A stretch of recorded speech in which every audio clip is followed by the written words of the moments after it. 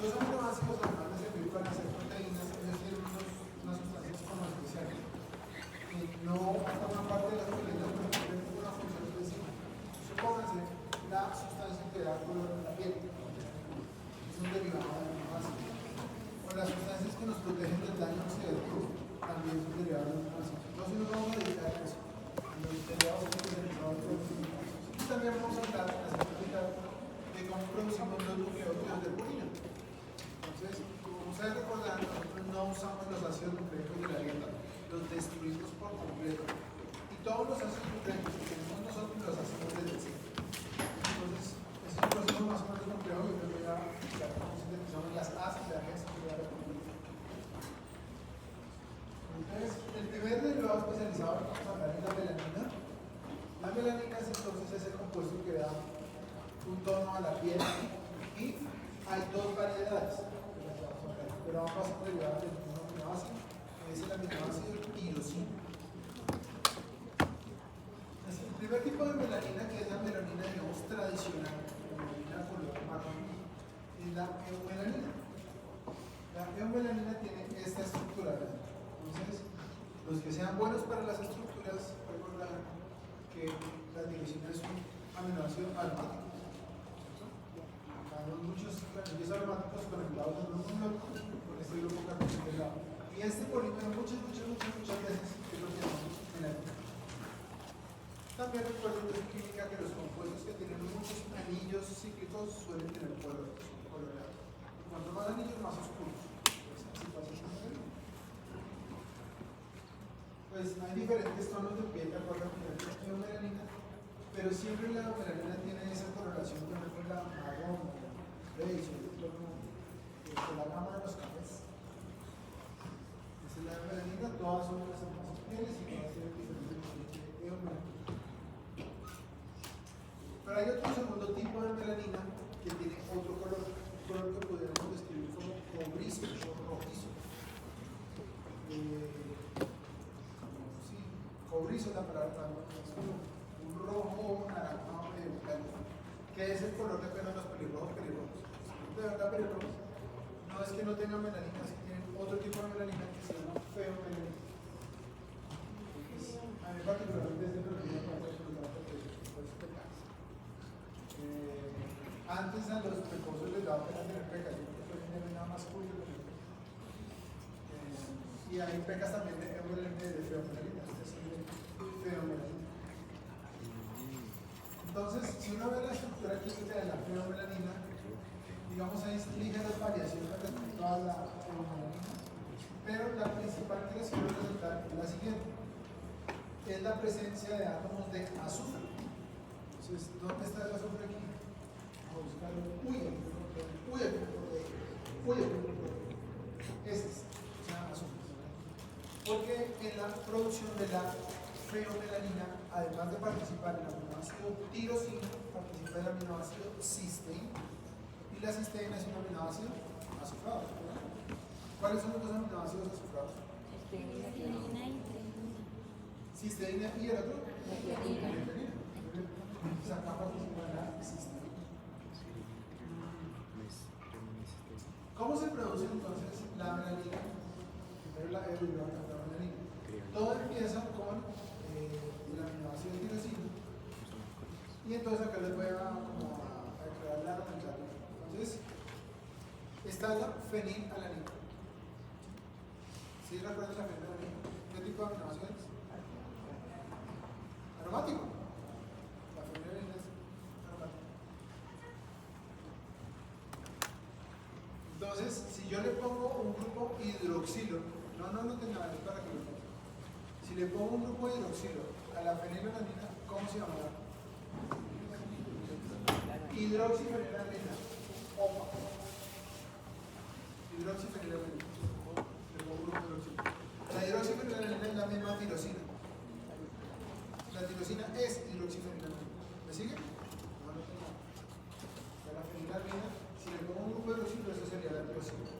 Si le pongo otro hidroxilo, lo bueno, piensa. Tengo la fenilalanina, si le pongo un hidroxilo se me vuelve ¿qué? Si le pongo otro hidroxilo ahora es dihidroxifenilalanina. dopa, dihidroxifenilfenil. Dihidroxifenilfenil. ¿Cómo se produce? Tenemos acá el aminoácido tirosina, que es, o sea, de acuerdo a lo que les he diciendo, si yo quitara este hidroxilo, si yo quitara esto, lo que queda, ¿cómo se llama? Fenilalanina. Esto es hidroxifenilalanina, que es la tirosina. Si le pongo un grupo de hidroxilo más, se llama dihidroxifenilalanina o DOPA. La enzima que hace esto se llama tirosina hidroxilasa. Y es la enzima que está mutada en las personas que tienen albinismo. Es la enzima que le pone el hidroxilo extra a la tirosina para que ahora sea DOPA. Pues la DOPA está como en una disyuntiva. La DOPA puede hacer dos cosas. Puede unirse a otras DOPAs. Una otra DOPA, otra, y ahí me fabrica eumelanina. Eso es la melanina, muchas DOPAs pegadas. Pero puede hacer también otra cosa, que es perder su grupo carboxilo. Entonces, aquí, ven este grupito que está en rojo. Si yo le quito esto, va a ser DOPA, pero sin carboxilo, va a ser solo amina. Entonces, ¿qué no me la vamos a hacer? Dopamina. Para hacer la dopamina. La DOPA es el precursor tanto de la melanina como de las funciones. ¿Cómo de la? Pues a ese propósito, ¿cómo se llama el sitio que está en el sistema nervioso central? En donde se produce, o sea, logran la mayor parte de las neuronas dopaminérgicas que se afectan en la primera parte. Sustancia negra, ¿por qué creen que está negra? Porque tiene mucha melanina. O sea, él produce dopa para hacer dopamina, pero parte de ella se va a hacer melanina.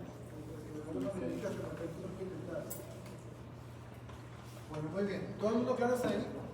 ¿Saben qué es melanina, qué es tirosina, qué es dopa, qué es melanina, qué es dopa? Entonces, así es la cosa. Si yo cojo la dopa y la pego a muchas otras, esto tiene muchos pasos, pero lo que se termina por formar es un polímero de dopas, que es la melanina. Si a eso yo además le añado cisteína, acuérdense que este es el toque secreto de los pelirrojos, es la cisteína. Ese es el ingrediente maravilloso que ustedes hacen que la melanina y el sabe colocarlos con el naranjado rojizo y nos produce la cisteína melanina. ¿Todo el mundo claro así? Entonces, ¿de qué depende que con la dopa uno haga dopamina o uno haga melanina? ¿De qué es el asunto? Si soy un melanocito, pues voy a hacer. Si soy una neurona, o por ejemplo, una célula cromafil de la suprarrenal, voy a hacer. Muy bien, entonces eso pasa con la melanina. Pero decimos que la dopa también puede volverse dopamina. ¿Qué debe pasarle a la dopa sin ir a la? ¿Qué debe pasarle a la dopa para que se vuelva dopamina? Entonces, la enzima que hace eso se llama dopa de carboxilasa. También le dicen de esta manera, se lo voy a decir dos veces. De carboxilasa de aminoácidos aromáticos. Porque no solo de carboxila la dopa, también de carboxila otros aminoácidos. La AADC. ADC es la tricarboxilasa de aminoácidos aromáticos. ¿Qué hace? De carboxila. ¿A quién? Aminoácidos aromáticos. ¿Cómo cuál? Entonces es fundamental para la síntesis de dopamina. Unas terapias muy novedosas que se están intentando es intentar hacer terapia génica con el gen de la AADC, metérsela con un cable a la gente que tiene Parkinson, acelerar esas neuronas basales y ponerle esas neuronas a producir la dopamina. Vamos a ver si funciona, es una Francia. Es muy complicado, mandar ese cable y luego que las neuronas se controlen eso es algo, pero se resultados, los primeros resultados son bastante entrados. Bueno, muy bien, entonces, esta es la dopamina. Recuerden solamente viendo la estructura, para llegar de tirosina a dopamina que tuvimos que hacer, ¿qué fue lo primero? Hidroxilasa para que se volviera ¿qué? dopa. Después a la dopa, ¿qué hay que hacer? Quitarle el grupo carboxilo y aquí tenemos a la dopamina. La dopamina es la primera de un grupo de hormonas o neurotransmisores que se llaman catecolaminas. Pero les quiero recordar la medicina, lo que se llama fácil recordar. Sí. Es que voy a intentarlo, pero con mucha recuperación. Pero no,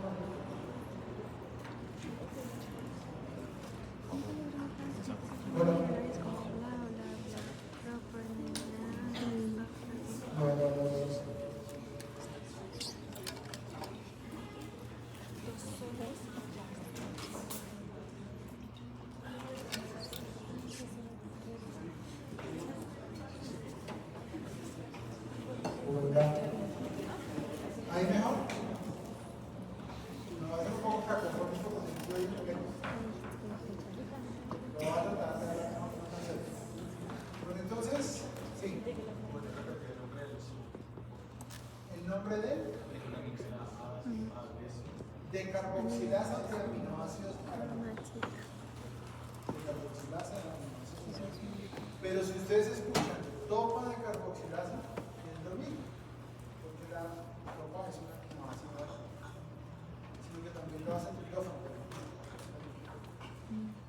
Bueno, entonces, la primera de un grupo de moléculas llamadas las catecolaminas. ¿Por qué se llaman catecolaminas? Cuando yo tengo un benceno que tiene dos hidroxilos, voy a recordarlo por allá como de 11. Ellos pueden estar en posición ortometo aparte. Si están dos hidroxilos en posición orto, esto se llama catecola. Es un benceno y dos hidroxilos, eso es catecola. Entonces, esta lámina tiene catecola a un lado y al otro lado tiene un grupo. Entonces, ¿ves? Una catecolamina. Entonces, hay tres catecolaminas, que son la dopamina, la noradrenalina y la adrenalina. Se producen en ese orden. Primero la dopamina deriva la noradrenalina y de esa la adrenalina. Bueno, ¿qué hay que hacerle a la dopamina para que se vuelva noradrenalina? Lo que hay que hacerle es pegarle otro hidroxilo. Tenía dos. Díganme los que tienen buena vista.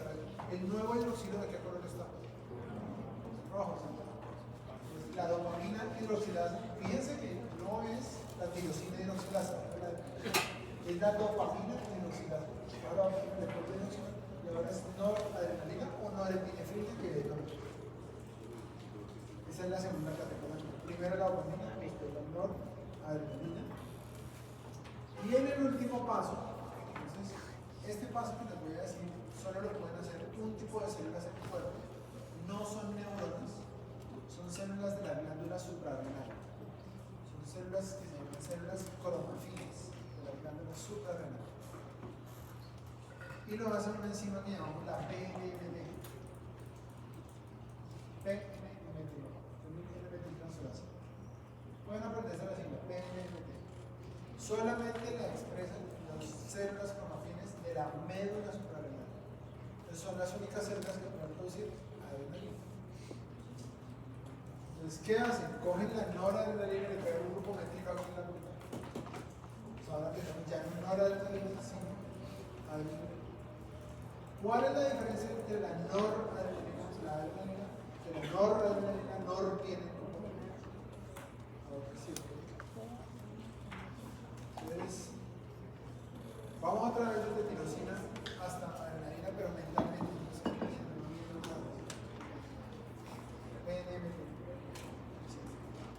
Entonces, comenzamos con fenilalanina. ¿Qué hacemos para volver a la tirosina? A la tirosina, ¿qué hacemos para volver a la dopa? ¿Qué hacemos a la dopa para volver a la dopamina? ¿Quitarle qué? Quitarle oxígeno. ¿Qué le hacemos a la dopamina para volver a la noradrenalina? Otro hidroxilo. ¿Y qué le hacemos a la noradrenalina para volver a la adrenalina? Regalo. Eso quién lo hace solamente las células cromafines, pero hasta aquí lo hacen muchas células producen dopamina en el sistema nervioso central y en el tracto gastrointestinal, por ejemplo, ustedes van a usar antagonistas dopaminérgicos para que la gente no le diga vomitar. Entonces, dopamina se produce en muchos lados, norepinefrina, noradrenalina se produce nervioso simpático. Es el neurotransmisor del sistema nervioso simpático. Vale, eso pasa en muchos lados. Pero la adrenalina, por eso le pusieron ese nombre, solamente la glándula adelante. Médula. Bueno, entonces como se dan cuenta, la tirosina da lugar a muchas cosas. Pero una de las cosas a las que no da lugar es la serotonina. ¿Qué es la serotonina? Es un neurotransmisor. Tiene que ver con muchísimos procesos, con la regulación del tono muscular, con la regulación de los ciclos de sueño y vigilia, tiene que ver con el estado de ánimo, tiene que ver con la motilidad gastrointestinal. Entonces, la serotonina no es derivada de la tirosina, es derivada del triptófano. ¿Cómo hacemos para llegar al triptófano a serotonina? Es muy paralelo a lo que se hace para llegar a dopamina. Los pasos se parecen mucho. Entonces, ¿cuál sería el primer paso? Hidroxilación. Pues mírenlo acá. Tenemos el triptófano. Ya nos salió la alimentación del triptófano. Lo vamos a hidroxilar. Y ahora va a quedar hidroxitriptófano.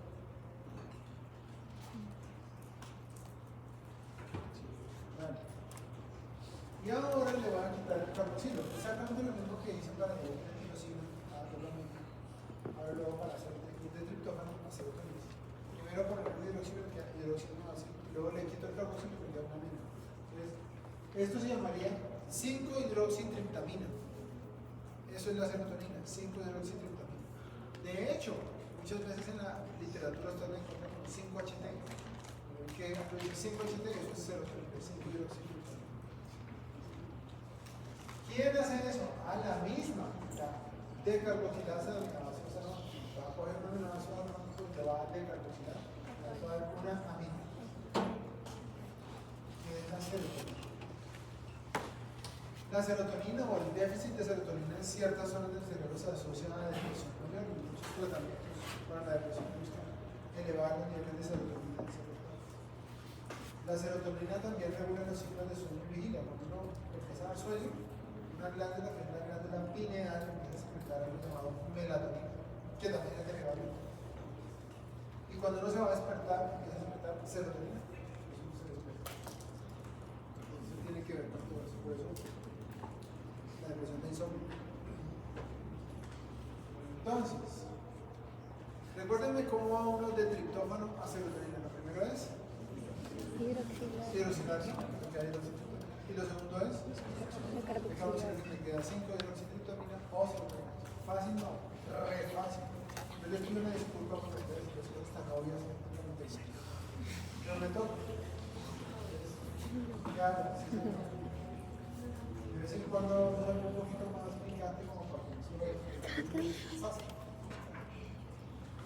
Entonces, ahora vamos con la histamina. Si la dopa y la dopamina vienen de la tirosina, si la serotonina viene del triptófano, ¿de dónde viene la histamina? De la histidina. Entonces, la histidina es que tipo de aminoácido. ¿No se acuerdan? Básico, ¿no?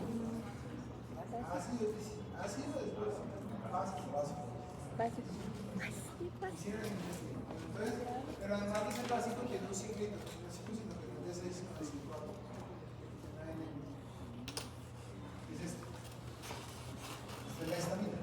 Es la histamina. Mira, esta es la histamina. ¿Con qué tiene que ver la histamina? Tiene que ver con todos los fenómenos de alergia.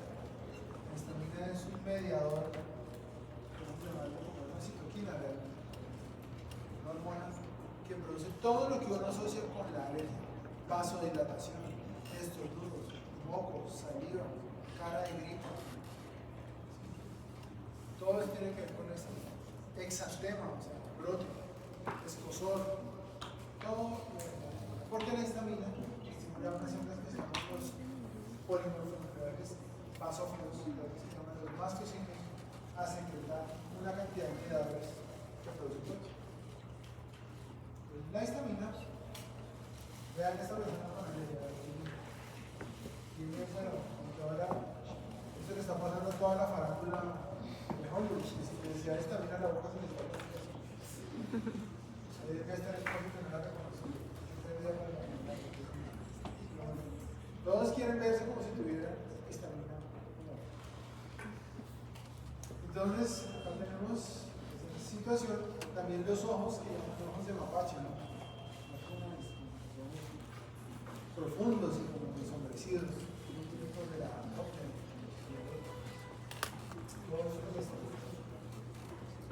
esto que es como un exantema, como un rash, ronchas, es un poco negativo. Eso se debe a la secreción pasiva de histamina en la piel. ¿Por qué tenemos histamina? La verdad yo no sé. En el sistema nervioso central funcionando como un neurotransmisor mantiene la alerta, pero en el resto yo no sé para qué nos sirven las alergias. Una cantidad de problemas. Tampoco como respuesta inmune son muy eficaces. Pero ahí está. ¿Cómo se hace? Es un proceso complicadísimo que tiene un paso. Consiste en coger la estilina y quitar el carboncito. Cuando a una innovación le aplicamos un carboncito, ahora se llama amina, ¿cierto?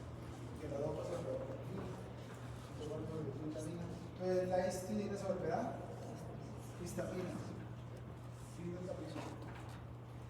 Es el más complicado de todos los neurotransmisores. Voy a coger la estilina. Luego quitar el carboncito. Esa es la síntesis de histamina. ¿Cómo se llaman los medicamentos que se oponen a las acciones de la histamina? Usualmente quedan sueño, porque la histamina en el sistema nervioso central mantiene el estado. Entonces los antihistamínicos no lo tomas y va a producir otras actividades que generan alergia. Sí, son ciertos. ¿Preguntas hasta ahí? Fácil. Bueno, entonces ahora vamos con la hormona tiroidea. La glándula tiroides está en la cara anterior del cuello. El principal que produce el caso es hormona tiroidea. La hormona tiroidea es la hormona que mantiene las células activas, que mantiene las células vivas, con ganas de bombear sodio, bombear potasio, hacer ATP, hacer esqueleto, reproducirse, vivir. Entonces la hormona tiroidea está como energía total, no le da igual, no pasa nada. Por eso cuando alguien tiene hipotiroidismo se siente lento, pesado, frío, le da sueño, se hincha, un estreñido, le cae el pelo, se le da la azúcar. Todo se una tiroidea no vivo. Esa es la hormona tiroidea, la hormona de la pantera. Pero también cuando todo el exceso de malo, cuando uno tiene hipertiroidismo, estás solo, diarrea, no duerme. Todos tenemos un amigo que generalmente se adelgaza, la ansiedad y el sudor, ¿no? Es feo. O sea, usted le pregunta a un paciente con hipertiroidismo, ¿qué siente? Dice, siento como la primera bajada de una montaña rusa, pero todo. Entonces la hormona tiroidea tiene esas dos caras. Si se llama tiroidea, ¿de qué aminoácido viene? Tirosina, pues. Pero tiene un detalle que no tiene ningún otro compuesto en el organismo, y es que tiene 4 átomos de yodo. El único lugar del cuerpo que tenemos yodo es en la tiroides. El resto del yodo en la tiroides está en el mar, en las algas y en el agua del mar. Pero los seres humanos tenemos tiroides. Y sin eso, realmente nos fregamos. Entonces, como medida de salud pública, en muchos países, entre ellos Colombia, se le añade yodo a la sal. Todo el mundo come yodo.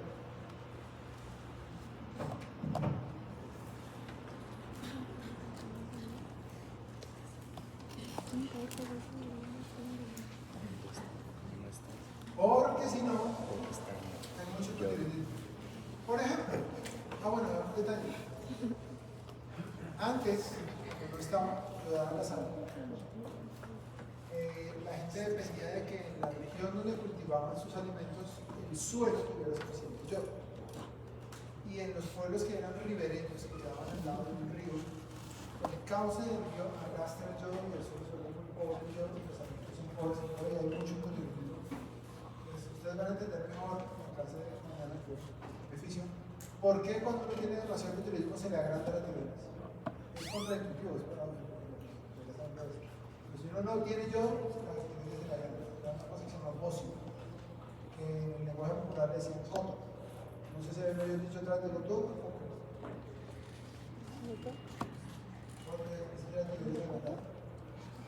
En muchos pueblos, en Nueva hay un pueblo en la costa que se llama Bolívar, y de verdad, los profesionales todo el mundo andaba con su negocio, muy, muy probable, hasta que hicieron obligatoria la autorización de la sal. ¿Come sal? ¿Tiene alguna otra idea?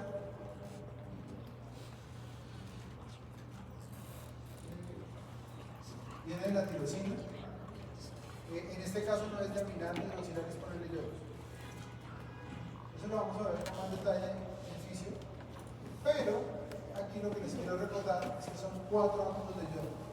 Uno acá, uno acá. Si yo tengo una tirosina y la uno a otra tirosina, ahora se llama tironina. Una tirosina y otra tirosina se unen y forman una tironina. Si a eso le pongo un yodo, se llama monoyodotironina. Si le pongo 2 yodos, se llama diyodotironina. Si le pongo 3 yodos, se llama triyodotironina. Si le pongo 4 yodos, se llama tetrayodotironina o monotironina. No sé si les han pedido exámenes y les dicen T4. ¿Qué quiere decir T4? Tetrayodotironina. T3. ¿Qué han visto eso? Bueno, muy bien, entonces esta es la monotironina. Cuando está dentro del cuerpo, le decimos tetrayodotironina. Cuando es farmacológica, cuando la tomamos como una pastilla, le decimos levotiroxina. Entonces la levotiroxina, ¿cómo traigo la levotiroxina que la tengo ahí al lado de la? Eso es T4. Es uno de los medicamentos más tomados en el mundo. ¿Alguien puede levantar la mano si alguien tiene un amigo familiar conocido que toma levotiroxina? Un 30%. Muy bien. ¿Preguntas con la tiroidea? El proceso para ponerle todo eso es complejo. Es complejo, es más, yo les tengo una animación que me demoré cerca de 5 horas así, para tratar de que entiendan cómo es que sucede, pero esto no se lo voy a explicar acá, pero ahora no. Por eso es que cuando se las paso y se ponen a terminar el celular, me rasca el tímpano por dentro. Es cosa de el alma. Creatina. ¿Qué es la creatina? Uy, la creatina es para uno ponerse manga, ¿cierto? Vamos a ver, ¿qué es lo que hace la creatina? Ojo, no es creatinina, no es creatinina, es creatina. Creatina. Tampoco es carnitina.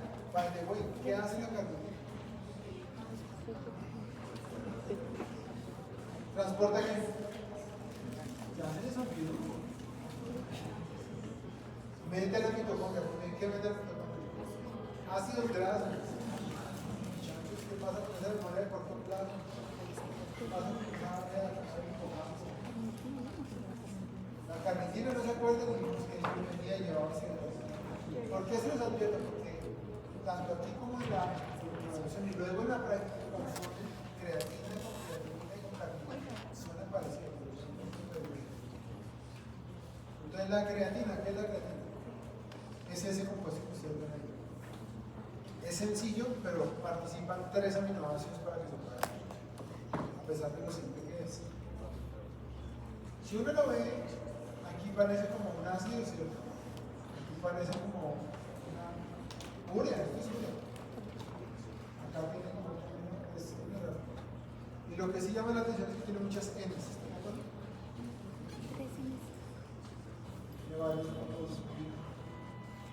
La creatina, entonces, es un almacén de energía. Yo les voy a explicar 2 veces qué pasa. La célula necesita para operar ATP. Y el ATP lo hace cogiendo ADP y poniéndole un fosfato. Porque eso lo hace una cadena transportadora. Entonces, eso sí lo recuerdo. Ese formado. ¿Qué va a pasar si yo soy una célula y tengo mucho flujo de energía? Va a llegar un punto en que se me va a acabar el ADP. Ya todo lo volví a ATP y sigo teniendo energía para almacenar. Entonces estoy como en un problema feliz. Es como si ustedes dicen, no, es que me llega mucha plata, ya se me llenó la billetera, los bolsillos, y es una maleta, una tula, una vaina. Tengo donde meter tanto billete. Bueno, así es una asambleía. Tengo demasiado gradiente de protones. ¿Qué hago? Ya se me acabó el ADP. Aquí tengo el ADP sentado que está, que se da vueltas, pero no hay ADP. ¿Entienden? Entonces, ¿qué hace? Coge el ATP, tema, que está cargado de nosotros, y le pasa un fosfato a la creatina. Entonces ahora va a quedar creatina fosfato. ¿Y qué me quedó? ADP. El fosfato se lo pasa a la proteína. Entonces con ese ADP lo puedo volver a ATP. Entonces básicamente saqué un billete de la billetera y lo pasé a la proteína. Entonces, ¿ustedes creen que si yo me compro 100 billeteras me vuelvo un hombre millonario? Entonces, ¿por qué la gente cree que si uno toma creatina se vuelve? O tiene más energía. ¿Sí me vamos a entender? La creatina es como una billetera vacía para almacenar fosfatos, pero en sí misma no tiene valor energético. ¿Sí?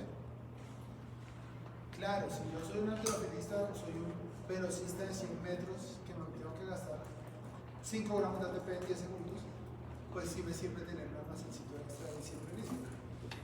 Pero en la cotidianidad de las personas que son 20 minutos a la elíptica, ¿no?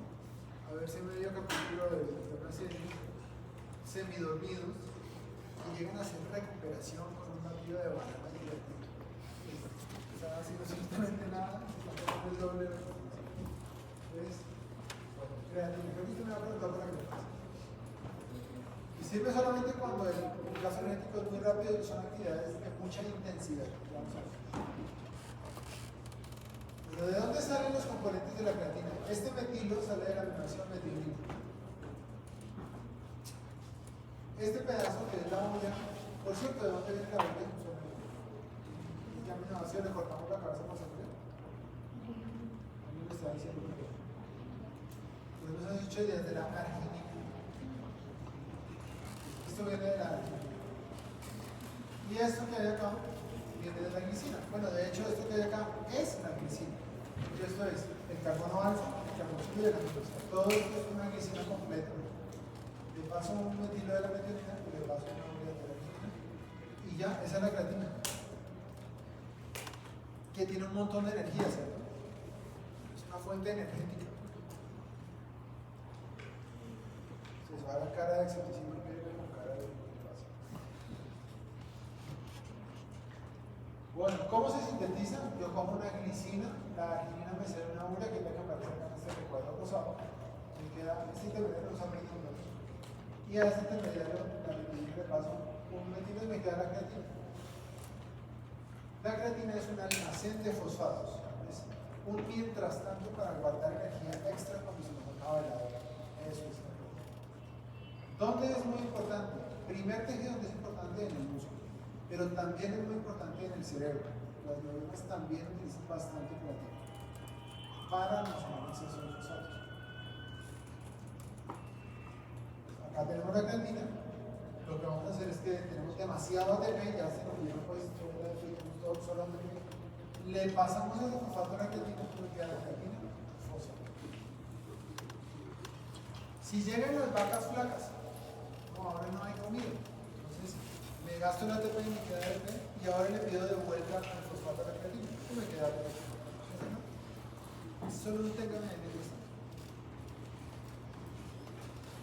Bueno, ¿para qué se usa la fosfocreatina? Entonces estamos en esta situación. Van a estar ustedes unas pocas semanas allí reflexionando.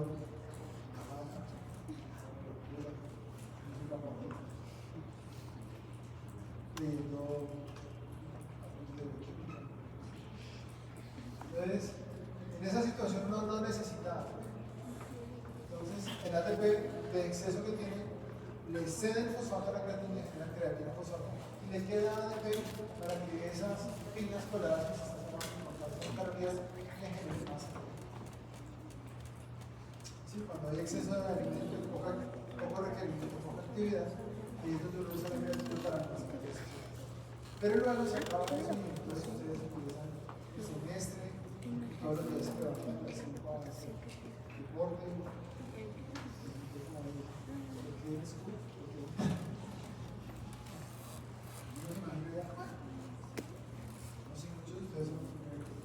entonces ahí van a gastar todo el ATP. El ATP que tenían se les va a acabar y tienen, pero espérense, es que yo tengo un almacén, yo tengo unos fosfatos extras, pero tengo una creatina fosfato. Venga de vuelta el fosfato, forma ATP y sigo la contracción muscular. ¿Sí? ¿Qué pasa? La creatina fosfato es un poquito use it or lose it. Si yo de cierto tiempo no la uso, ella se vuelve una vaina que es un desecho, que ahí sí se llama creatinina. La creatinina es como la creatina fosfato no se usa, pero forma un ciclo espontáneamente y se vuelve algo que no tiene uso, que es un desecho, que es la creatinina, que la van a visto de 15 años. Entonces, ahí está. Esa es la creatinina. Es un desecho. Bueno, las fuentes de energía para el músculo. Entonces,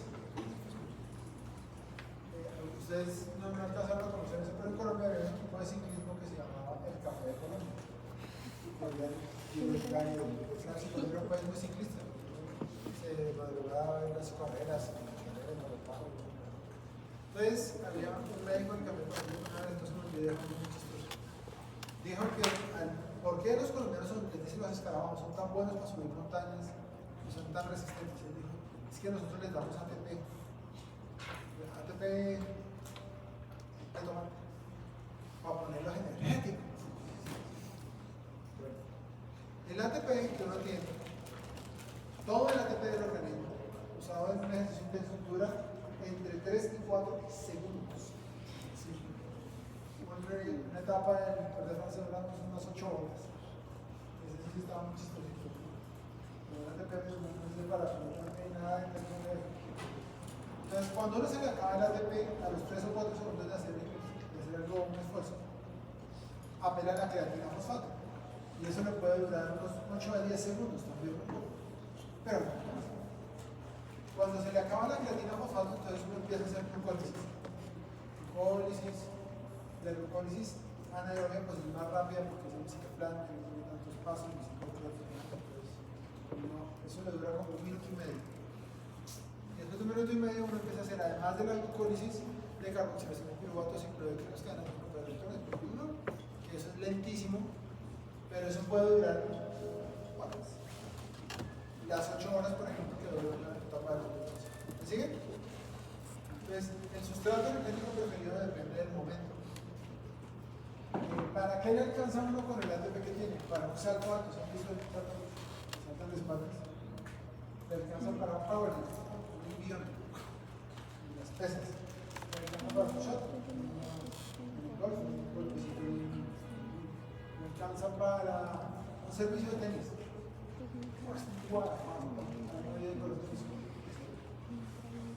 Bueno, la fosfocreatina, ¿para qué le alcanza? 8 o 10 segundos. Cuando va a quedar una carrera súper intensa, pero en unos 4 segundos. Eso alcanza. ¿Para qué alcanza con la glucólisis? Para 250 gramos, para un 25. Porque si no le pica igual los secretos, eso le alcanza no solo glucólisis. Pero si es más que eso, uno va a necesitar formación oxidativa y todo lo que nos hablaba de la respiración celular. Nosotros un poco perdidos con las últimas clases. Échenle una repasada, ya que tanto nos tomamos repasen eso porque si les duele, se acuerdan más de lo viejo que de lo nuevo.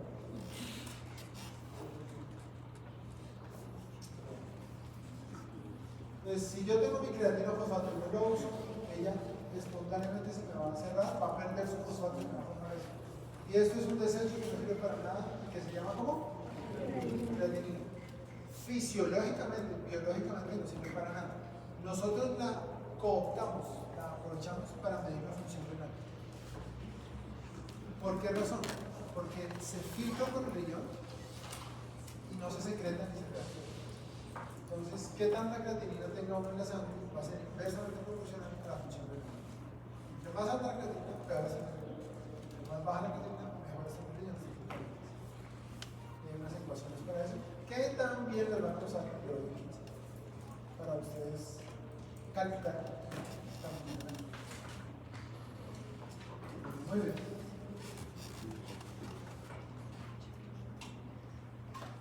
Siguiente, el glutatión. Entonces, el glutatión es otro derivado especializado en los aminoácidos que se utiliza para la defensa antioxidante, para evitar que los radicales libres destruyan las células. El glutatión es un tripéptido, es decir, tiene 3 aminoácidos, un péptido de 3 aminoácidos completos, no pedacitos, son 3 aminoácidos completos, que son los siguientes aminoácidos: el glutamato, la cisteína y la glicina. ¿Cómo funciona el glutatión? Pues, miren acá un momento la diapositiva, por favor. Este grupo SH que está acá, voy a esperar a que estén escribiendo.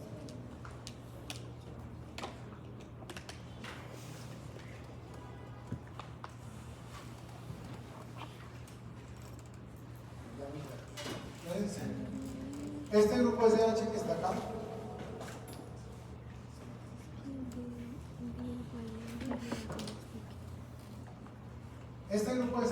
acá va a donar esta H, se la va a donar al radical libre, y al reducirlo pues le quita esa ansiedad que tiene de destruir receptores. El radical libre es un incomprendido que está así a rabones porque le falta una letra. Si uno le da una H o una letra, ya deja de vengarse contra la sociedad. Esa es la función del glutatión, esa fase va a radical libre. Pero en ese paso pues él pierde su H. Alguien se la tiene que reponer. Ese alguien que le repone la H al glutatión es el NADPH. No sé si se acuerdan de las métodos de factores. Es el NADPH que repone. Entonces, ¿qué aminoácidos hacen parte del glutatión? Glutamato, cisteína y la glicina. Todas las células que producen se utilizan para neutralizar todo. Función número 1 del glutatión: producir. Pues acá tenemos glutatión. Supongamos que tenemos un radical libre que es el peróxido de hidrógeno, que tiene como una explosión porque es radical. Entonces, el glutatión lo reduce y lo vuelve a agua, es una cosa excelente, pero luego para volver a regenerar necesitamos NADP reducido y también un glutatión.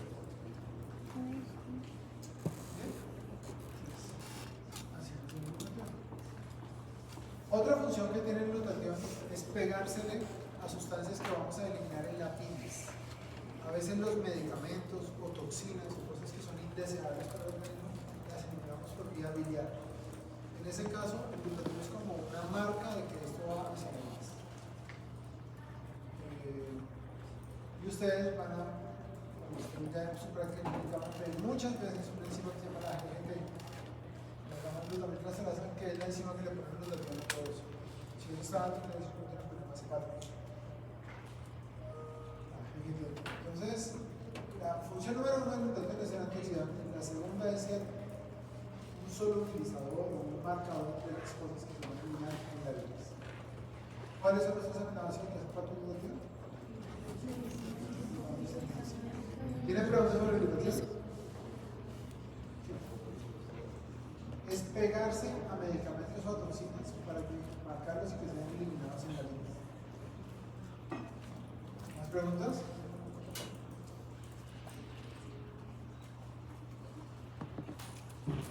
El óxido nítrico, van a hablar del óxido nítrico, es una sustancia vasodilatadora, la más potente sustancia vasodilatadora, y es derivada de un aminoácido, del aminoácido arginina. Entonces, es muy importante porque es producida por el endotelio vascular y relaja el músculo liso vascular, entonces hace vasodilatación. Se usan para muchas cosas de nitratos y fisiológicamente pues se trata de que los tejidos tengan una buena perfusión porque permeables los vasos sanguíneos.